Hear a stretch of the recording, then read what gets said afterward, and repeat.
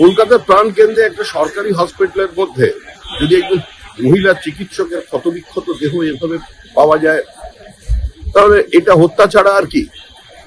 যেখানে রাজ্যের মুখ্যমন্ত্রী একজন মহিলা, তিনি শুধু মুখ্যমন্ত্রী নন, তিনি স্বাস্থ্যমন্ত্রী, তিনি পুলিশ মন্ত্রী, এই হসপিটাল তার অধীনে।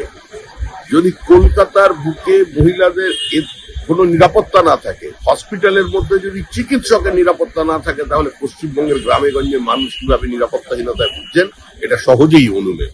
মুখ্যমন্ত্রী পার্ক স্ট্রিটের ঘটনায় বলেছিলেন ছোট ঘটনা, ওটা ধর্ষণ নয়। যে অফিসার সত্য কথা বলেছিলেন তাকে একটা পানিশমেন্ট ট্রান্সফারের সম্মুখীন হতে হয়েছিল। আজকে এই ক্ষেত্রে মুখ্যমন্ত্রীর বক্তব্য কি? আজকে পশ্চিমবঙ্গের মানুষ নয়, সারা ভারতবর্ষের মানুষকে চোখে আঙুল দিয়ে দেখিয়ে দিচ্ছে আজকের ঘটনা যে পশ্চিমবঙ্গের মানুষ কতটা নিরাপত্তাহীনতায় ভুগছে।